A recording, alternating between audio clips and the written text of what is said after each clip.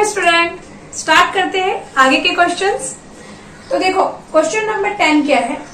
If each side of an equilateral triangle increases at the rate of √2 centimetre per second, find the rate of increase of its area when its side of length 3 centimetre. तो question पहले हम समझ लेते हैं कि question क्या बोल रहा है। क्वेश्चन क्या बोल रहा है कि हमारे पास एक इक्विलेटरल ट्रायंगल है, ऐसा कुछ। इक्विलेटरल ट्रायंगल तो आप लोगों को पता ही है, ऑल साइड इज इक्वल। तो अगर ये डायग्राम में ऐसा नहीं भी दिख रहा है, but it is a equilateral triangle. Increase each side of equilateral triangle increase at the rate of √2 centimetre per second. अब अगर मैं इसका ये जो साइड है, ईच साइड इंक्रीज हो रहा है, कैसे इंक्रीज हो रहा है? √2 सेंटीमीटर पर सेकेंड के हिसाब से ये इंक्रीज हो रहा है। हर एक सेकेंड में कितना इंक्रीज हो रहा है? √2 सेंटीमीटर पर सेकेंड। तो ये तो आपको दिख ही रहा है कि अगर इसका ये साइड इंक्रीज हो जाएगा और एवरी सेकेंड वो इंक्रीज हो भी रहा है, तो क्या इंक्रीज होगा? उसका ये एरिया भी इंक्रीज होगा। तो वही हमें फाइंड करना है, rate of increase of its area when its side of length 3 centimetre. तो ये क्या बोल रहे हैं कि जब इसका जो ये साइड है ये इंक्रीज हो के कितना हो जाए? 3 सेंटीमीटर हो जाए, तो उस टाइम पे उसका जो एरिया है वो कितना इंक्रीज हो जाएगा, वो हमें फाइंड करना है। तो क्वेश्चन समझ में आ गया आपको। इक्विलेटरल ट्रायंगल है, उसके जो ये साइड है वो एवरी सेकेंड √2 सेंटीमीटर इंक्रीज हो रहा है। ओके, बढ़ता जा रहा है वो इक्विलेटरल। अब ये इक्विलेटरल ट्रायंगल अगर बढ़ता जा रहा है तो इसका एरिया भी बढ़ता जाएगा। तो हमें ये फाइंड करना है कि जब साइड बढ़ के 3 सेंटीमीटर हो जाता है तो इसका एरिया कितना होगा। ओके, ये हमको फाइंड करना है। तो शुरू करेंगे आप। Let x centimetre is the side of equilateral triangle and a is the area. ये हमने मेंशन कर लिया है। और इक्विलेटरल ट्रायंगल का एरिया का फॉर्मूला क्या होता है ये भी आप लोग जानते हैं, दैट इज √3/4 x²। और यहाँ पे x क्या है? Side of equilateral triangle. तो हमें एरिया में चेंज फाइंड करना है, मतलब dA/dt फाइंड करना है, rate of change in area. तो dA/dt आपको फाइंड करना है, dA/dt we have to find. और हमें दिया क्या है? हमें दिया है dx/dt। dx/dt कितना दे दिया है? √2 सेंटीमीटर पर सेकेंड। dx/dt दिया है क्योंकि हमने साइड को x लिया और साइड इंक्रीज हो रहा है, दैट इज गिवन। तो अब एरिया फाइंड करना है, साइड दिया हुआ है तो एरिया का फॉर्मूला लगा दो जो हमने ऑलरेडी लगाया हुआ है। तो हम क्या करेंगे? A is equal to since √3/4 x², इसको डिफरेंशिएट करेंगे t के रिस्पेक्ट में। तो आ जाएगा आपका dA/dt is equal to √3/4 2x dx/dt। अभी नेक्स्ट स्टेप आप समझ ही गए होंगे कि हम क्या करेंगे। यहाँ पे dx/dt की जगह वैल्यू पुट करेंगे और x की जगह वैल्यू पुट करेंगे। तो x मतलब क्या पुट करना है हमें? 3 सेंटीमीटर। कि जब लेंथ 3 सेंटीमीटर हो जाता है तब चेंज इन एरिया फाइंड करना है ना। तो dA/dt √3/4 इंटू 2x 3 लेना है और dx/dt हमें कितना लेना है? √2। ये हमने ले लिया √2। ये 2 2 4। तो dA/dt कितना आ जाएगा? dA/dt आ जाएगा, ये इसको आप ऐसा लिख सकते हैं 3 2 6, या फिर आप इसको इसको कुछ ऐसा भी हम लिख सकते हैं √3 इंटू 3 √2 बाय इसको √2 इंटू √2 करके एक इसको ऐसा कैंसिल कर सकते हैं। तो इसका आप आंसर चेक करिए कि आंसर क्या है। आंसर जिस फॉर्म में है हम उसी फॉर्म में इसको लिखेंगे। हमारा जो आंसर क्या था? आंसर में लिखा है 3√6/2। तो फिर उसको √2 यहाँ नीचे लिख के कैंसिल करने की जरूरत नहीं है, 3√6/2 है। लेकिन एग्जाम में आपको आंसर पता नहीं होगा तो आप चाहे तो ये √2 लिख के भी, लेकिन वैसा हम इसलिए नहीं करेंगे, वो गड़बड़ कर रहे थे हम लोग। जनरली क्या होता है कि अगर डिनोमिनेटर में रूट हो तो फिर हम उसको रैशनलाइज करके सिंपल नंबर लाते हैं, और यहाँ तो ऑलरेडी सिंपल नंबर दिया हुआ है तो उसको वापस रूट बनाने की कोई जरूरत नहीं है। ओके, तो ये सिंपल सा है। √3 को √2 से मल्टीप्लाई करेंगे, √6 3 बाहर, तो 3√6/2 हमारा ये आ जाएगा स्क्वायर सेंटीमीटर। यूनिट क्या लिखेंगे हम इसका? Square centimetre per second.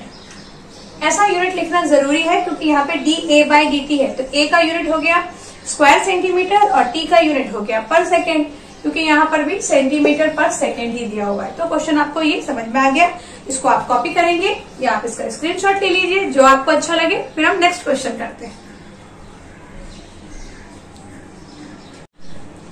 Now see question number 11।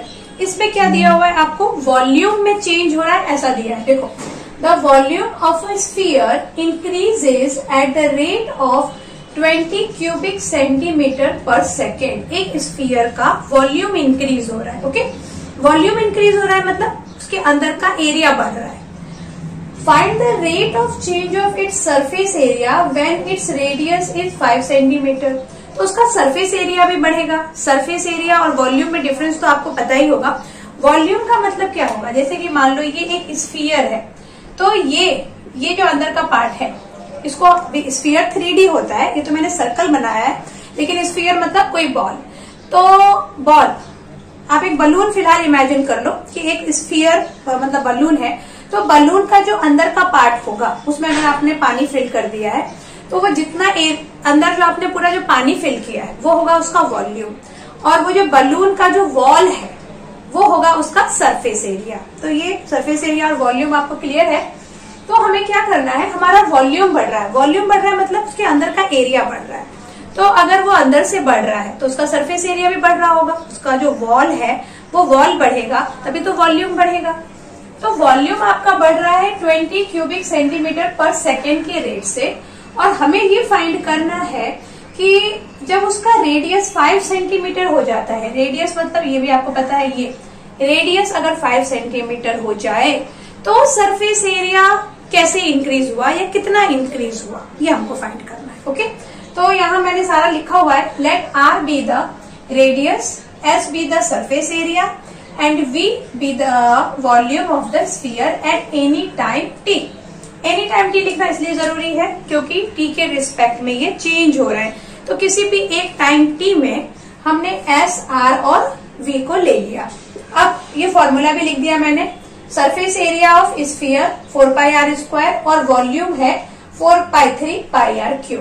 यहाँ हमको increase at the rate of, कौन इंक्रीज हो रहा है, वॉल्यूम, मतलब हमें dV/dt दिया हुआ है। तो dV/dt is equal to 20 cubic centimetre per second, ये आपको पता है। तो dV/dt अगर दिया हुआ है तो वॉल्यूम हम लिखें और वॉल्यूम का ही dV/dt कर लें। इससे हमें क्या मिल जाएगा, वॉल्यूम का मतलब वॉल्यूम को T के रिस्पेक्ट में अगर हम डिफरेंशिएट करेंगे तो हमें dR/dt मिल जाएगा, और उस dR/dt को हम यहाँ सरफेस एरिया के फॉर्मूले में यूज करेंगे। तो इसको करते हैं T के रिस्पेक्ट में डिफरेंशिएट, तो ये आएगा आपका 4/3π इंटू 3r², और फिर आ जाएगा यहाँ पे dR/dt। 3 से 3 कैंसिल कर दो और इसको, हाँ, तो अब आपका आ गया dV/dt इज इक्वल टू क्या होगा, 4π। r² भी है तो r हमें रेडियस कहाँ लेना है, 5 सेंटीमीटर। मतलब जब रेडियस 5 सेंटीमीटर हो जाता है तब वॉल्यूम कितना, मतलब स्फीयर कितना है वो फाइंड करेंगे ना। तो यहाँ पर भी हम r कितना लेंगे, 5। 5 का स्क्वायर है तो 25, और dR/dt तो हमको फाइंड करना है, और dV/dt ये हमको गिवन था 20 सेंटीमीटर, वो हम यहाँ पुट कर देंगे। तो ये जो बाकी की चीजें हैं ये यहाँ आ जाएंगी, ये भी हम जानते हैं, इज इक्वल टू dR/dt।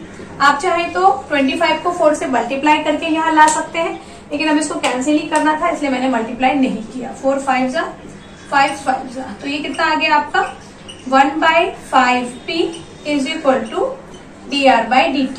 ये आ गया हमारा dR/dt हमें मिल गया। अब हम सरफेस एरिया, वो भी चेंज हो रहा है, तो ये since S is equal to 4πr², इसका भी चेंज फाइंड करना है। तो ds/dt ये कितना हो जाएगा, 4 इंटू पाई इंटू r का क्या हो जाएगा 2r dr/dt, क्योंकि r को ही हम डिफरेंशिएट करेंगे। अब यहाँ पे वैल्यू रख दो, तो ds/dt is equal to 4 into pi into 2, R की वैल्यू कितना रखना है, आर रखना है हमें 5, और dr बाई dt हमें दिया हुआ है, हमने अभी फाइंड किया 1/5 पाई, वो लिख दो। अब देखो कुछ चीजें तो कैंसिल हो जाएंगी, यहाँ पे क्या क्या कैंसिल हो जाएगा, ये 5 से 5 कैंसिल और ये पाई से पाई कैंसिल, तो आ जाएगा आपका 4 2 जा 8 स्क्वायर सेंटीमीटर पर क्या, पर सेकेंड। यही आएगा आंसर। एक बार आंसर चेक करेंगे, ds बाई dt, हाँ 8 है, 8 स्क्वायर सेंटीमीटर पर सेकेंड आ गया कि हमारा जो सरफेस एरिया है वो इस रेट में इंक्रीज हुआ। कब, जबकि रेडियस हमारा 5 सेंटीमीटर हो गया था। इजी क्वेश्चन है, सारे क्वेश्चन का पैटर्न सेम है, बस थोड़ा सा आपको पहले तो क्वेश्चन अच्छे से समझना जरूरी है, तो उसके बाद तो फिर हम सॉल्व कर ही लेंगे। और फॉर्मूला मेन इंपॉर्टेंट कि फॉर्मूला हमको लर्न होना चाहिए। सरफेस एरिया का फॉर्मूला क्या है, वॉल्यूम का फॉर्मूला क्या है। ओके, हाँ, तो question number 12, the edge of a cube is decreasing at the rate of 0.6 centimetre per second. Cube है और क्यूब का एज डिक्रीज हो रहा है। अच्छा, इसमें एक बात आप ध्यान रखिए, जैसे कि फिजिक्स में जब आप क्वेश्चंस करते हैं न्यूमेरिकल्स, तो उसमें क्या होता है कि या फिर जनरली कहीं पर भी डिक्रीजिंग है तो हम माइनस का साइन लगाएंगे, इंक्रीजिंग है तो प्लस का साइन लगाएंगे, मतलब ऐसा कुछ तो डिफरेंस आएगा। बट यहाँ पर ऐसा कुछ नहीं है, डिक्रीजिंग होगा तभी भी dx, मतलब यहाँ पे एज है, एज यानी साइड, साइड डिक्रीज हो रहा है तब भी dx बाई dt है वो, या साइड इंक्रीज हो रहा है तब भी वो dx बाई dt ही है। डिक्रीज या इंक्रीज में कुछ भी डिफरेंस नहीं है। ओके, क्योंकि हम यहाँ क्या देख रहे हैं, बस चेंज होना चाहिए। अब वो इंक्रीज भी हो सकता है या डिक्रीज भी हो सकता है, उसको हम dx बाई dt से ही डिनोट करेंगे। तो यहाँ पे हमारा जो एज है वो डिक्रीज हो रहा है, और हमें क्या फाइंड करना है कि which its volume is decreasing when the edge of the cube is 2 centimetre. Cube का अगर एज डिक्रीज हो रहा है, तो क्यूब तो आपको पता ही है, ऑल साइड इज इक्वल, ऐसा कोई एक क्यूब है, और एज क्या होगा इसका, इसका ये एज मतलब ये जो साइड है कॉर्नर, इसको हम एज बोलेंगे। तो अगर ये एज डिक्रीज हो रहा है, मतलब ये क्यूब छोटा होता जा रहा है। अगर इसकी साइड को आप डिक्रीज करेंगे, कम करेंगे, तो क्यूब तो छोटा ही हो जाएगा ना। तो क्यूब छोटा हो रहा है, छोटा हो रहा है मतलब उसका वॉल्यूम भी कम हो रहा है। तो हमें क्या फाइंड करना है, decreasing which volume is decreasing edge जब हमारा 2 सेंटीमीटर हो जाए, मतलब डिक्रीज हो के, अभी कितना है पता नहीं, बट डिक्रीज हो रहा है ये हमें पता है। डिक्रीज होके जब वो 2 सेंटीमीटर पर पहुंच जाएगा, तो हमारा ये जो क्यूब का वॉल्यूम कितना है वो फाइंड करना है। तो यहाँ लिखा हुआ है late x be the edge and v be the volume of cube at any time t। अच्छा, मैंने यहाँ edge की स्पेलिंग रॉन्ग लिखी, EDGE होगा। Okay, edge and v be the volume of cube at any time t। तो यहाँ पर formula क्या होता है वॉल्यूम का, वॉल्यूम ऑफ क्यूब होता है v is equal to X cube, ये भी आपको मालूम है। अब हमें चेंज इन वॉल्यूम फाइंड करना है, और dx बाई dt आपको गिवन है, तो यहाँ सीधे इसको t के रिस्पेक्ट में डिफ्रेंशिएट करो। dv by dt is equal to 3x square dx by dt। हमें क्या फाइंड करना है, इसका चेंज इन वॉल्यूम। तो सिंस dx बाई dt क्या दिया हुआ है आपको, 0.6 सेंटीमीटर पर सेकेंड, तो इसको आप यहाँ सब्स्टिट्यूट कर दें, तो dv बाई dt क्या हो जाएगा, therefore dv by dt is equal to 3x square क्या लेना है हमें, एज कितना हो जाना चाहिए 2 सेंटीमीटर जब हो जाएगा, तो 2 सेंटीमीटर यानी 2 का स्क्वायर, क्योंकि यहाँ x स्क्वायर है, dx बाई dt मतलब 0.6। बस सिंपल सा कैलकुलेशन है, 2 2 जा 4, 3 जा 12 और 12 6 जा कितना होता है, 6 2 जा 12, 6 1 जा 6 और 7 72, तो ये आ जाएगा 7.2 क्यूबिक सेंटीमीटर पर सेकेंड। ये हमारा वॉल्यूम आ गया, मतलब हमारा जो वॉल्यूम है वो 2 सेंटीमीटर एज होने के बाद वॉल्यूम हमारा इतना चेंज हो जाएगा, 7.2 क्यूबिक सेंटीमीटर पर सेकेंड हो जाने वाला है। इसका भी एक बार आंसर हम चेक करेंगे कि 7.2 cubic centimetre per second right answer है। ओके, समझ में आ गया ये। आगे के क्वेश्चन देखेंगे आप। अब देखते हैं क्वेश्चन नंबर 13। इसमें काफी कुछ मैंने पहले से ही लिख दिया है, क्योंकि जितना भी बस लिखना है उसको मैं पहले से इसलिए लिख देती हूँ ताकि आपका टाइम वेस्ट ना हो। तो देखो क्वेश्चन क्या है, a man of height 2 metre walks at a uniform speed of 6 kilometre. ये मैन है, इस डायग्राम में समझो आप कि ये तो खैर लैंड है ओबी, और यहाँ पे ये मैन है एमएन। एमएन क्या है, उसकी हाइट 2 सेंटीमीटर, सॉरी 2 मीटर है, लिलीपुट नहीं है वो, 2 मीटर का ये मैन है।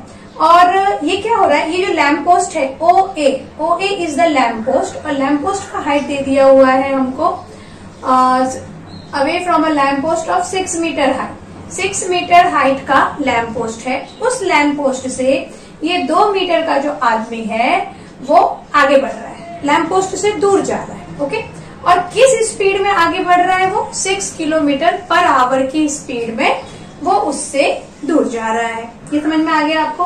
आगे हमें क्या फाइंड करना है, find the rate at which the length of the shadow is increasing.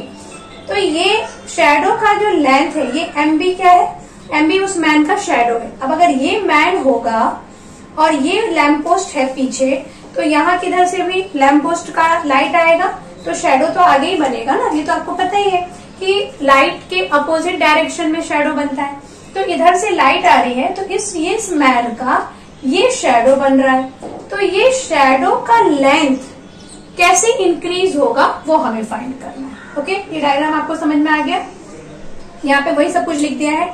O A B the lamp post, M N is the man, A B क्या है, शैडो, उस आदमी का शैडो है, M B is X. O M देखो वहां लिखा है ओ एम क्या है, उस आदमी का लैम्प पोस्ट से डिस्टेंस, उसको हमने y ले लिया है और मैंने ऐसा ब्रैकेट में लिख दिया है, distance of man from the lamp post किसी भी टाइम t पे। ये जो सारी कंडीशन हमने ली हुई है ये एक टाइम t पे लिया हुआ है कि किसी टाइम t पे मैन का जो लेंथ था, शैडो का लेंथ वो x था, लैम्प से उसकी जो डिस्टेंस थी वो y थी।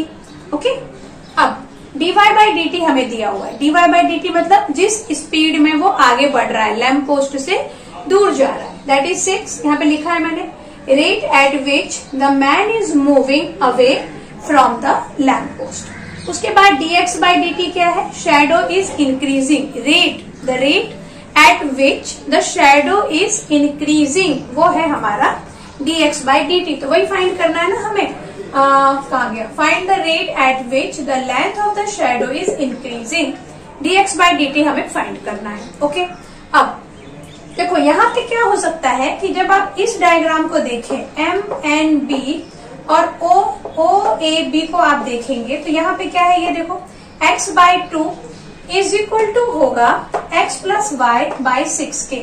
मतलब x बाई 2 का जो रेशो ऐसा इक्वल क्यों होगा, क्योंकि ये आपने सिमिलैरिटी, जब 9th स्टैंडर्ड में सिमिलैरिटी पढ़ा होगा तो उसमें आपने पढ़ा होगा कि जो दो सिमिलर ट्रायंगल होते हैं तो उनके जो साइड का रेशो होता है वो इक्वल होता है। तो यहाँ पे देखो, अगर आप देखोगे तो ओ ए बी ये ट्रायंगल और ये वाला ट्रायंगल, ये दोनों ट्रायंगल क्या है, सिमिलर ट्रायंगल है। तो इनके जो साइड का रेशो होगा, इसका साइड एक ये और ये, तो x by 2 is equal to ये बिगर ट्रायंगल जो है तो इसका जो मैं बेस लूंगी ये वाला, तो ये क्या होगा y प्लस एक्स या x प्लस वाई ले लो बाय 6। तो ये छोटा वाला ट्रायंगल और ये बड़ा वाला ट्रायंगल, इन दोनों ट्रायंगल के साइड का रेशो इक्वल होगा क्योंकि वो सिमिलर ट्रायंगल है। ओके, सिमिलर ट्रायंगल क्यों है, क्योंकि ये ऑफकोर्स ये 90 डिग्री है, तो ये सिमिलर ही हुए ना, ये 90 डिग्री होगा और ये एंगल इक्वल होगा, या फिर आप ऐसा समझ लो कि ये एंगल इक्वल होगा। तो बाय ये टेस्ट वो सिमिलर ट्रायंगल है, वो हमें अभी यहाँ पे प्रूव नहीं करना है। फिलहाल आप ये समझो कि वो सिमिलर है और इसलिए हमने इसको ऐसा लिख दिया, दोनों की साइड का रेशो इक्वल है। ओके, अब इसको आप सॉल्व करेंगे तो क्या होगा, 6x is equal to 2x plus 2y, इसको इधर ले आए, सिंपल सा इक्वेशन सॉल्व करना है यहाँ पर। तो 6x minus 2x is 4x is equal to 2y। अच्छा, 4x is equal to 2y आ गया, इसको 2 1 2 2 2 4 कर देती हूँ, तो 2x is equal to y आ गया। इसको हम t के रिस्पेक्ट में डिफरेंशिएट कर देते हैं। तो जब हम t के रिस्पेक्ट में इसको डिफरेंशिएट करेंगे तो हमारा आंसर क्या आ जाएगा 2 dx by dt, 2 dx by dt is equal to हो जाएगा dy by dt। अब dy by dt तो हमें दिया हुआ है 6, तो यहाँ पे हम पुट कर दें 2 dx by dt is equal to 6, तो dx by dt is equal to क्या हो जाएगा 6 by 2, तो 2 3 जा 6, मतलब जो उसका शेडो है, शेडो किस हिसाब से बढ़ रहा है 3 सेंटीमीटर पर सेकेंड के हिसाब से उसका शेडो इंक्रीज हो रहा है 3 सेंटीमीटर पर सेकेंड। इसका भी एक बार आंसर चेक करेंगे, 3 centimetre sorry 3 centimetre per second नहीं होगा, 3 सेंटीमीटर पर आवर होगा, क्योंकि यहाँ पे क्वेश्चन में भी यूनिट हमें अच्छा सेंटीमीटर में भी नहीं आएगा, ये किलोमीटर में आएगा। हाँ 3 किलोमीटर पर आवर के हिसाब से, किलोमीटर पर आवर के हिसाब से उसका जो शेडो है, शेडो इंक्रीज होगा लेंथ। किलोमीटर पर आवर क्यों लिखना है, क्योंकि हमें क्वेश्चन में किलोमीटर पर आवर ही दिया है, जो बताइए आपको जो यूनिट आपको क्वेश्चन में दिया है वही आपको आंसर में लिखना है। तो समझ में आ गया क्या करना था इसको, काफी इजी क्वेश्चन था, सिर्फ थोड़ा यहाँ पे आपको क्वेश्चन समझने का है, जो मैंने आपको काफी अच्छे से समझा दिया। फिर भी अगर आपको कुछ भी डाउट आता है तो प्लीज कमेंट सेक्शन में आप लिखिए, या ईमेल आईडी दिया हुआ है आप उसमें मुझे मेल कर सकते हैं, या मैंने इंस्टाग्राम का आईडी डिस्क्रिप्शन में शेयर किया हुआ है, आप वहां पे लिख सकते हैं, मैं जरूर आपके डाउट्स को क्लियर करूंगी। ओके, आगे के क्वेश्चन करेंगे। नेक्स्ट क्वेश्चन नंबर 14, ये भी काफी कुछ क्वेश्चन नंबर 13 के जैसा ही है, बस इसमें 2 क्वेश्चन है, 2 चीजें फाइंड करनी है। एक तो सेम जैसा हमने क्वेश्चन नंबर 13 में फाइंड किया था, और एक थोड़ा सा कुछ डिफरेंट है, वो भी हम अभी सीखेंगे कि कैसे फाइंड करना है। अच्छा, एक बात और कि क्वेश्चन नंबर 13 में वो लैंप पोस्ट से, वो जो बंदा था वो लैंप पोस्ट से दूर जा रहा था, और इस क्वेश्चन में वो लैंप पोस्ट के पास जा रहा है। तो देखो क्वेश्चन क्या है, a man of height 1.5 metre, और यहाँ आदमी भी थोड़ा छोटा है, 1.5 मीटर हाइट का, walks towards a lamp post height 4.5 metre. Lamp post का हाइट कितना दे दिया 4.5, तो सेम डायग्राम बनाया है। MN is the man with height 1.5 metre and OA is the lamp post with height 4.5 metre. Okay, OM क्या है, मैन का distance from the lamp post. भले वो लैंप पोस्ट की तरफ जा रहा है, लेकिन फिर भी अभी डिस्टेंस पे ही है ना, बिल्कुल लैंप पोस्ट के पास तो नहीं पहुंच गया वो। तो OM इज द डिस्टेंस, और इसको हम मेंशन कर देंगे Y से, जैसा कि इसके पहले के डायग्राम में भी किया था। और MB क्या हो गया, शेडो ऑफ मैन, जिसका हाइट 1.5 है, क्योंकि अगेन भले इसका फेस इस साइड है, बट ये जो लाइट है, सोर्स ऑफ लाइट, उसके अपोजिट डायरेक्शन में ही शेडो बनेगा। ऐसा नहीं है कि वो लैंप पोस्ट की तरफ जाएगा तो लैंप पोस्ट की साइड में ही उसका शेडो बने, ऐसा तो नहीं होगा ना। जिस डायरेक्शन में लाइट आता है उसके अपोजिट डायरेक्शन में ही शेडो बनता है, तो शेडो तो पीछे ही बनना है। तो MB इज द शेडो, ये सब यहाँ पे लिखा हुआ है मैंने, देखो। अच्छा, हमें फाइंड क्या करना था, यहाँ पे क्वेश्चन वापस पढ़ देती हूँ। Towards a lamp post of height 4.5 metre at the rate of 3/4 metre per second, इस स्पीड में वो लैंप पोस्ट की तरफ जा रहा है। Find the rate at which his shadow is shortening, उसका शैडो क्या होगा, छोटा होता जाएगा जैसे जैसे वो लैंप पोस्ट के पास जाता जा रहा है। और सेकेंड, देखो ये आपने पढ़ा हुआ है कि जैसे जैसे आप लाइट, सोर्स ऑफ लाइट से दूर होते जाते हैं तो आपका जो शैडो है वो टॉल होता जाएगा, और जैसे जैसे आप सोर्स ऑफ लाइट के पास जाते जाएंगे तो आपका शैडो शॉर्ट होता जाएगा। तो इसके पहले के क्वेश्चन में शैडो इंक्रीज हो रहा था क्योंकि वो लैंप पोस्ट से दूर जा रहा था, और यहाँ पे जो शैडो है हमें उसका रेट, शॉर्टिंग का रेट फाइंड करना है, मतलब डिक्रीजिंग का रेट फाइंड करना है, क्योंकि वो लैंप पोस्ट के पास जा रहा है। तो लैंप पोस्ट के पास जा रहा है तो शैडो इज शॉर्टनिंग। इससे पहले भी मैंने आपको ये बताया कि मतलब डिक्रीज हो या इंक्रीज हो कुछ फर्क नहीं पड़ना है, dx/dt ही रहेगा। अब यहाँ देखो dy/dt हमको दिया हुआ है, man is moving towards the lamp, 3/4 दिया था। dx/dt rate at which shadow is shortening, अभी भी dx/dt ही है। और जो इसके पहले हमने फाइंड किया था कि मैंने कहा था आपको कि ये 2 सिमिलर ट्रायंगल हैं तो इनके साइड का रेशो इक्वल होगा, बस वही वाला कॉन्सेप्ट हम यहाँ भी यूज करेंगे। सब कुछ सेम है, nothing is different. Lamp post की तरफ जा रहा है तो कुछ हमें अलग करना है, ऐसा बिल्कुल नहीं, बिल्कुल वैसे ही करना है। फ्रॉम द फिगर क्या होगा, x by 1.5 is equal to x plus Y by 4.5, x by 1.5 x plus Y by 4.5, ये हमने लिखा। सेम इसके पहले के क्वेश्चन में जैसा क्या था, क्रॉस मल्टीप्लीकेशन कर दो, 4.5x 1.5x plus 1.5y, multiplication x को इधर ले आओ, 4.5x minus 1.5x is equal to 1.5y। अभी माइनस कर दो, तो 4.5 में से 1.5 माइनस कर दिया तो 3.5x 1.5y, डिफरेंशिएट कर दो t के रिस्पेक्ट में, तो क्या आ जाए, यहाँ पे आपको लिखना है differentiating with respect to t, ये तो यही आएगा, और यहाँ आ जाएगा dx by D T is equal to 1.5 dy by D T. अभी नेक्स्ट क्या करेंगे, हम dy बाई डी टी की वैल्यू रख देंगे, तो बस वही रख दो, ये 1.5 है into dy by D T हमारा है 3/4, तो 3/4 रख दिया, और डिनोमिनेटर में आ गया आपका 3.5। अब इसको हम सॉल्व करेंगे और देखेंगे कि हमारा आंसर कितना आ रहा है। तो पहले तो आप इसको कॉपी करिए, फिर हम देखते हैं कि आगे क्या करना है। हाँ, तो dx by D T 1.5 into 3/4 ये हमें दिया हुआ है, इसको हमें सॉल्व करना है और dx बाई डी टी की वैल्यू लानी है।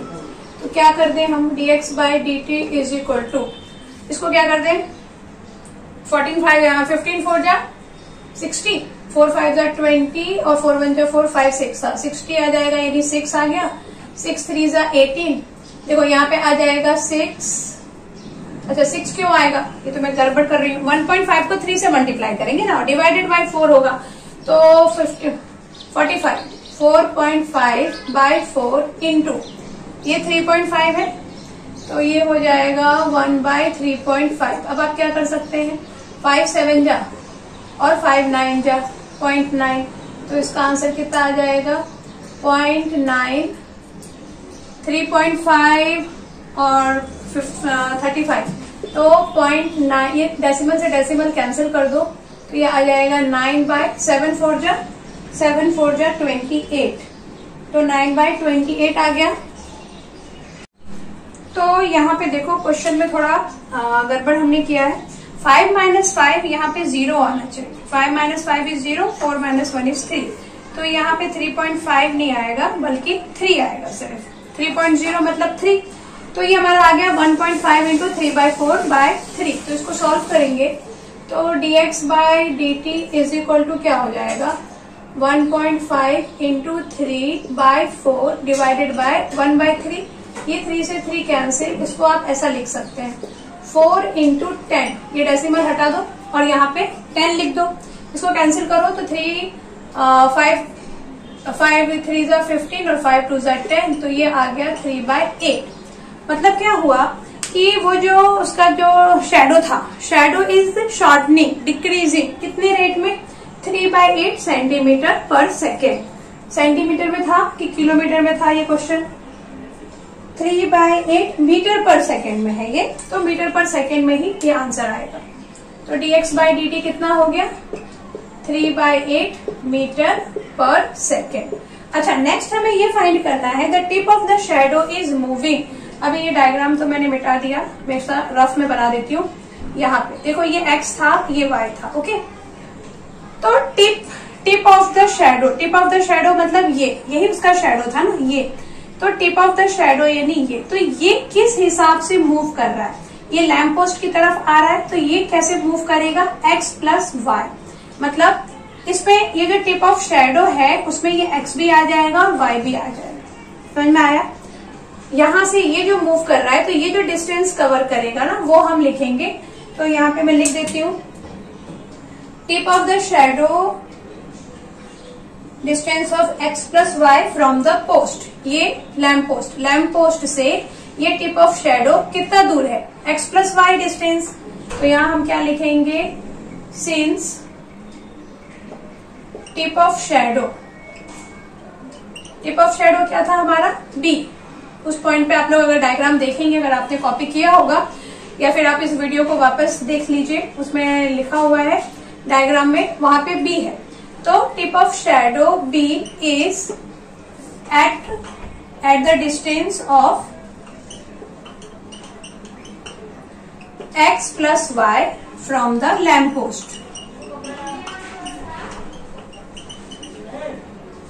लैम्प पोस्ट से वो शैडो का जो टिप है वो x प्लस वाई डिस्टेंस पे है। तो अगर उसमें चेंज होना है तो पूरे x प्लस वाई में चेंज होगा ना। किस हिसाब से वो क्या हो रहा है, tip of shadow is moving मतलब भी वही हुआ, चेंज होना। तो x plus Y D X plus Y by D T is equal to क्या हो जाएगा, D by D T of x plus Y is equal to D X by D T plus D Y by D T. क्या कर रहे हैं हम लोग, D by D T किसका फाइंड कर रहे हैं, x प्लस वाई का, क्योंकि ये किस हिसाब से मूव हो रहा है वो हमें फाइंड करना है। तो वो आ जाएगा D X by D T plus D Y by D T. तो ये दोनों तब भी हमने फाइंड किया था, D X by D T था 3/8 और D Y by D T तो हमको गिवन है, दैट इज 3/4। तो अब आप इसको जब ऐड करेंगे तो आंसर कितना आएगा, 4 3 ज़ा 12, 8 3 ज़ा 24 और 8 4 ज़ा 32। प्लस कर दो इसको, 4 प्लस 6 और 3 36/32। किससे कैंसिल होगा, किससे कैंसिल हो जाएगा, ये 4 से कैंसिल हो जाएगा, 4 9 ज़ा 36 और 4 8 ज़ा 32। तो आंसर आ गया हमारा 9/8। ये भी आ जाएगा metre per second. Metre per second से ये मूव हो रहा है, कौन, टिप ऑफ शैडो। क्लियर हो गया, सब कुछ इजी था। पहले के क्वेश्चन में भी हमने ऐसे ही किया हुआ है, आगे के भी जो क्वेश्चंस है, क्वेश्चन हमें समझना है, जो गिवन है उसी को लेके देके सम करने हैं। तो क्वेश्चन काफी हो गए हैं, 1-2 क्वेश्चन और बचे हैं, वो भी हम कंप्लीट करेंगे। Question number 15. A ladder 10 meter long is leaning against a vertical wall. तो पहले ये क्वेश्चन हम समझते हैं कि एक ये वॉल है और यहाँ पे ये एक लैडर है, ओके, और ये होगा तो अर्थ पे ही, तो वैसे ये अर्थ पे है। Against a vertical wall, if the bottom of the ladder is pulled horizontally away from the wall at the rate of 1.5 meter per second. इसको अगर मैं x समझूं और इसको अगर मैं y समझूं तो मैं क्या कर रही हूँ कि इसको, ये जो लैडर है इसको यहाँ से खींचते जा रहे हैं। यहाँ से जब आप इसको खींचते जाओगे तो ये लैडर यहाँ से नीचे नीचे आता जाएगा। तो इसको जब हम यहाँ से खींच रहे हैं तो हम किस रेट से उसको खींच रहे हैं, उसको हम खींच रहे हैं 1.2 मीटर पर सेकेंड के हिसाब से। ये इसको आप यहाँ से ऐसे ऐसे खींचते जा रहे हैं। तो हमें क्या फाइंड करना है, second, find how far the top of the ladder is sliding down the wall. D Y by D T हमें फाइंड करना है, मतलब y में कितना चेंज हो रहा है। अभी तो लैडर का डिस्टेंस क्या है, y है, और अभी लैडर का डिस्टेंस किसी भी टाइम की पे उसका डिस्टेंस x है।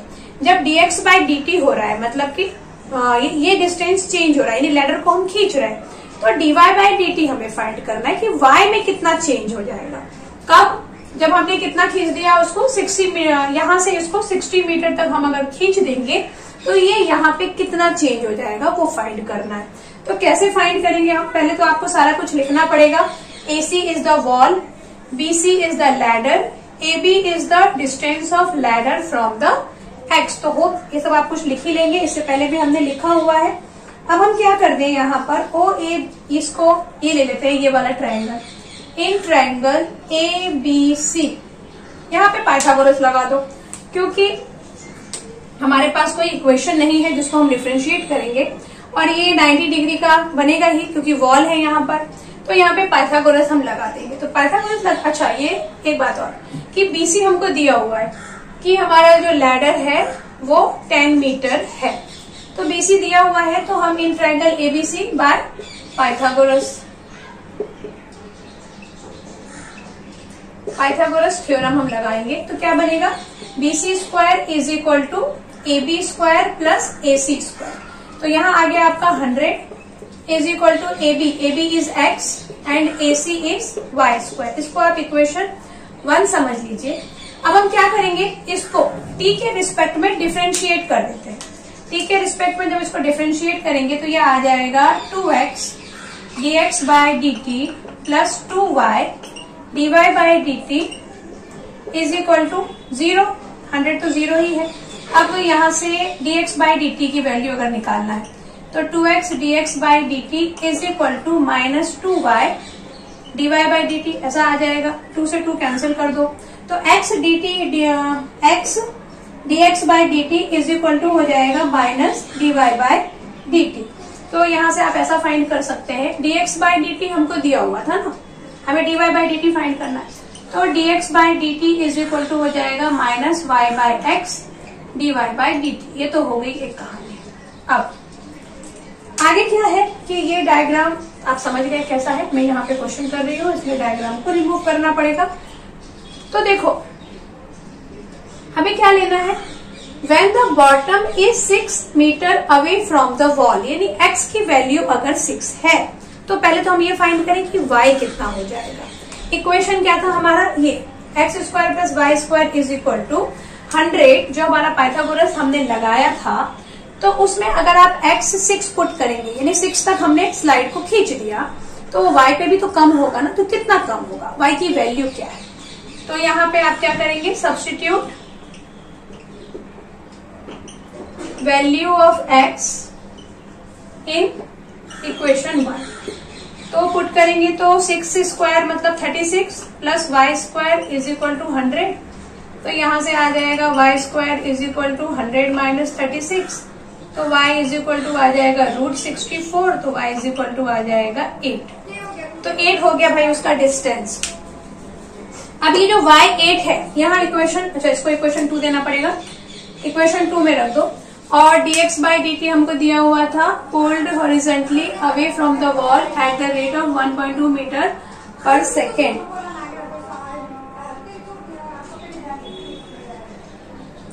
यहाँ पर dx, तो क्या करें अब dx बाई dt और दे दें और dy बाई dt हमें मिल जाएगा। कैसे मिल जाएगा, y इज इक्वल टू 8, तो यहाँ dx बाई dt क्या है हमारा, dx बाई dt था 1.2, सब्स्टिट्यूट करो वैल्यू 1.2 इज इक्वल टू 8 है, y है -8 और x कितना था, x तो 6 था, 6 dy बाई dt। इसको सॉल्व करेंगे तो 1.2 इंटू 6 बाई 8 माइनस का साइन लगा दो, dy बाई dt कैंसिल करो, 2 3 जा 2 4 जा 4 1 जा 4 3 जा 3 3 जा 9, तो कितना आ जाएगा, dy बाई dt आ जाएगा हमारा 0.9 ऐसा आएगा, 3 3 जा 9 0.9 और वो भी आएगा माइनस में, तो ये कैसा होगा change -0.9। Top of the ladder is sliding down the wall at the rate of 0. लेकिन माइनस का कोई मतलब नहीं है, तो बस हम यही लिखेंगे कि वो 0.9 मीटर पर सेकेंड से स्लाइड हो रहा है। माइनस का साइन नहीं लगाएंगे जब हम आंसर लिखेंगे तो। ओके, ये समझ में आ गया आपको क्वेश्चन कि हमने पाइथागोरस लगाया और फिर वहां से इक्वेशन लाके और फिर हमने इसको इस तरह से सॉल्व किया। x की वैल्यू 6 दी हुई थी कि आपने 6 उसको खींच दिया है, तो y कितना होगा वो हमने फाइंड किया और देन x और y की वैल्यू रख दी और इस तरह से dy बाई dt हमको मालूम पड़ गया। अब लास्ट क्वेश्चन बचा हुआ है वो भी हम जल्दी से सॉल्व करेंगे। हाँ, तो नाउ क्वेश्चन नंबर 16। अभी ये क्वेश्चन थोड़ा सा ट्रिकी है, देखते हैं। देखो, if water is poured into an inverted hollow cone, यह मैंने बना के रखा है डायग्राम, ऐसा ये इन्वर्टेड मतलब उल्टा कोन रखा हुआ है और इस कोन में हमने क्या करना है, यहां से यहां तक हम वाटर फिल कर रहे हैं। ठीक है, अब क्या बोल रहे हैं, semi vertical angle is 30 degree, मतलब ये जो इसका एंगल है सेमी वर्टिकल एंगल मतलब आधा एंगल जो है वो 30 डिग्री है, यानी पूरा कितना होगा 60 डिग्री होगा, लेकिन हमको पूरे से मतलब नहीं है, आधे का दे दिया है कि 30 डिग्री है। So that it's depth increases at the rate of 1 centimetre per second. मतलब क्या हुआ कि जैसे जैसे मैं इसमें पानी भरती जा रही हूँ तो क्या हो रहा है, ये इसका जो हाइट है, वाटर का जो लेवल है वो धीरे धीरे धीरे धीरे ऊपर आता जाएगा। अब किसी चीज में आप पानी भरेंगे तो वाटर का लेवल नीचे से ऊपर ही आएगा। वो कैसे ऊपर आ रहा है, वो जो ऊपर आ रहा है वो क्या, रेट ऑफ विच कहाँ गया, ये 1 सेंटीमीटर पर सेकेंड हम उसमें पानी भर रहे हैं, तो 1 सेंटीमीटर पर सेकेंड के हिसाब से वो वाटर लेवल ऊपर हो रहा है। ओके, हाइट बढ़ती जा रही है उसकी। तो हमें ये फाइंड करना है कि जब उसकी हाइट 2 सेंटीमीटर तक पहुंच गई, यानी यहां से यहां तक जब 2 सेंटीमीटर हो गया, तब जो उसके अंदर वाटर का वॉल्यूम था वो कितना था। तो वाटर का वॉल्यूम भी बढ़ता जाएगा ना। वॉल्यूम मतलब क्या, कितना आपने उसके अंदर पानी डाला। जैसे जैसे हम पानी उसमें डालते जाएंगे वैसे वैसे उसका हाइट बढ़ता जाएगा, वाटर का लेवल बढ़ता जाएगा। तो जब लेवल 2 हो गया तब तक हमने उसमें कितना वाटर डाला वो हमें फाइंड करना है। तो यहाँ पे मैंने सब लिखा हुआ है, R be the radius, H be the height, theta be the semi-vertical angle and V is the volume of water at time t। तो V is equal to 1/3 pi r square, ये तो हो गया हमारा फॉर्मूला। अच्छा, यहाँ पे हमें वॉल्यूम में चेंज फाइंड करना है।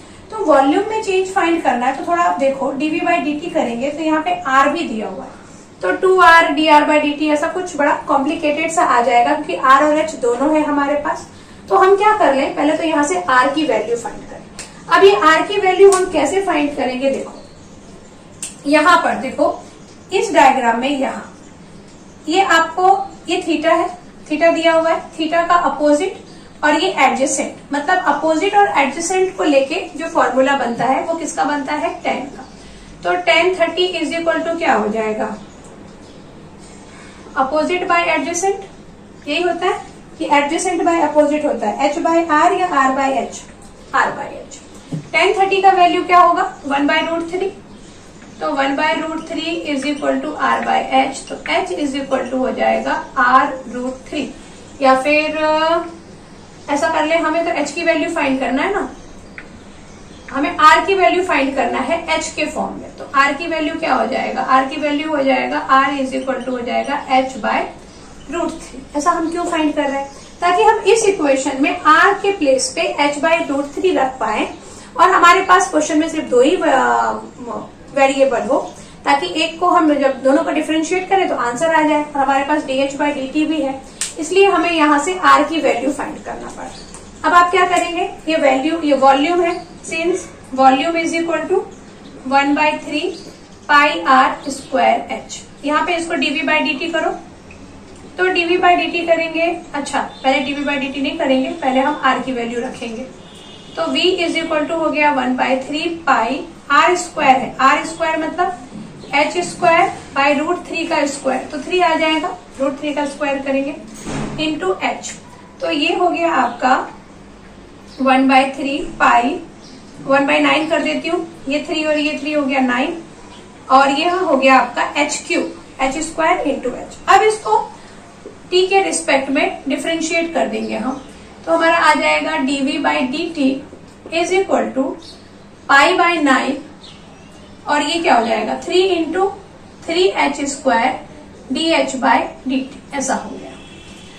h कितना लेना है हमें, डेप्थ लेना है 2 सेंटीमीटर। 2 सेंटीमीटर तक वाटर लेवल होने के बाद कितना वॉल्यूम हमने उसमें वाटर का पोर किया है वो हमें फाइंड करना है, और dh/dt तो हमारे पास था ही, तो dv/dt इस तरह से हम फाइंड कर लेंगे π/9 इंटू 3 इंटू h स्क्वायर मतलब 2 का स्क्वायर यानी 4, और dh/dt कितना दिया हुआ था हमें, 1 दिया हुआ था, 1 सेंटीमीटर पर सेकेंड, तो ये 1 हमने रख दिया, 3 1 जा 3, 3 3 जा 9, तो dv/dt आ जाएगा आपका 4/3 पाई। इसका आंसर देखते हैं कि पाई के फॉर्म में है या किसी और फॉर्म में है, यही है 4π/3 cubic centimetre per second, second में ही क्वेश्चन है, हाँ क्यूबिक सेंटीमीटर पर सेकेंड, क्योंकि वॉल्यूम है तो क्यूबिक सेंटीमीटर आएगा। तो क्वेश्चन आपको समझ में आ गया, कुछ भी नहीं था, खाली यहाँ पे डायग्राम समझने की थी बात, जो कि आप समझ ही गए। तो अभी ये वाला एक्सरसाइज हमारा 2.1 कंप्लीट हो गया है, और नेक्स्ट लेक्चर में हम लोग नेक्स्ट एक्सरसाइज शुरू करेंगे। बस आज के लिए इतना ही, थैंक्स फॉर वॉचिंग।